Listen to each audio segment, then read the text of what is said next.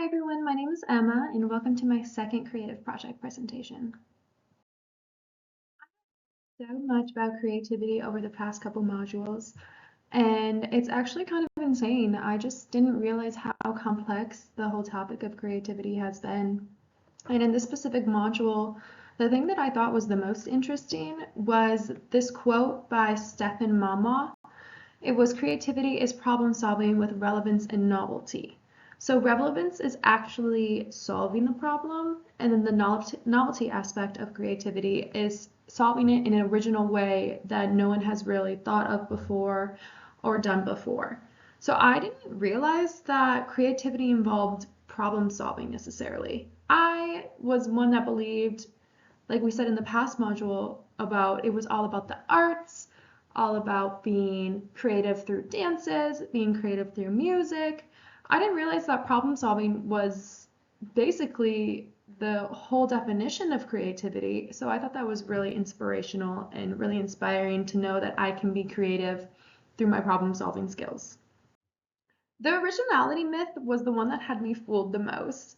And this is because I totally thought that you had to be original in order to be creative, but that is not necessarily true. In the podcast with David Burkus, he explained that all ideas are a combination of pre-existing ideas, and that not one person has a completely wholly original thought. So he explained this through the idea of multiple discoveries. His example was Elijah Gray and Alexander Graham Bell, and they came up with the telephone patent on the same exact day. And that is too coincidental in order for their ideas to be completely original. They had to be based on pre-existing ideas. There's no other explanation for it. His other example was music artists, in that they get inspiration from other music artists, and that they can create their own original work, but they're always going to have inspirations from other parts of their life, other parts of the world. And so not all ideas are original, in which was kind of mind-blowing to me because, like I said before, it was totally in my thought process that you had to be strictly original in order to be creative, but that is not true. Creativity is a crucial asset for organizations these days, and two of the aspects of that are going to be in innovation and its problem solving. So on the innovation aspect of it, we discussed in the module an example of the news industry. So we just went from printing press to newspaper delivery to online journals, and now we just kind of have an overload of information kind of coming at us as consumers. And so those newscast organizations are looking for journalists that are innovators that can be able to cut through all the jargon of information that we have displayed for us as consumers and get the message across that they're trying to display. They're looking for creative people who can get through to us in a way, who can stand out from the rest and make their information, what they have to say, heard by consumers.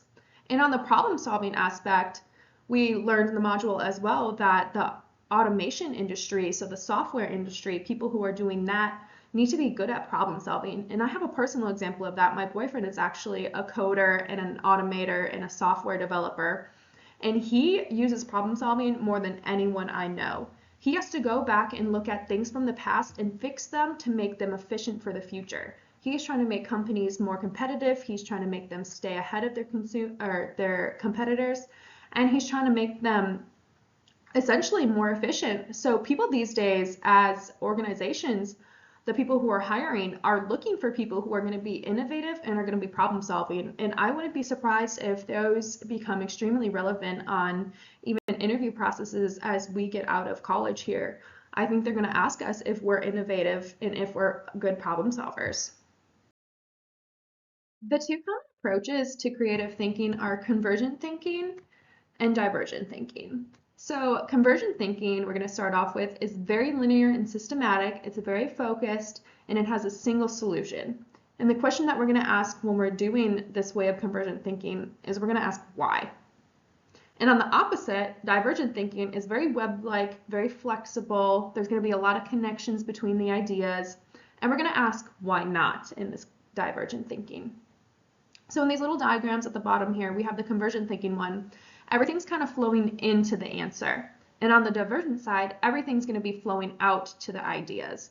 So even though these two are kind of complete opposites way of thinking, in the video, his YouTube video, John Spencer actually explained that we're going to use these together in kind of like a cycle. So first we're going to use divergent thinking to get ideas, and then we'll go back to convergent thinking in order to really analyze those ideas. And then we'll go back to divergent thinking to kind of expand on that single idea that we analyzed. So even though these are two complete opposite ways of thinking, we actually use them together in order to do the best creative thinking. We learned all about the creative change process in this module, and in the module we learned that persons, process, environment, and product are all aspects of this process. And the real world situation that I can think of for this is Netflix. So Netflix started out as a DVD rental service in 1997. Instead of going to the Redbox or the Blockbusters movie store to rent a DVD for the weekend, you can just have DVDs that you wanted sent to you, and then you would send them back when you're done, and then you can get more. And so that's how Netflix kind of started out. But then with technology revolutionizing, they changed their whole business module, and they became one of the most popular streaming services that we have today. So now at the tip of our fingertips, we have movies, TV shows, documentaries, all right in the homes of our TV without having to rent anything, having to go anywhere, having to pay anything on the exact day we could get it. Now it's just a streaming service. And so Netflix really used this creative change process to revolutionize the entertainment consumption, the way we consume our movies and shows these days.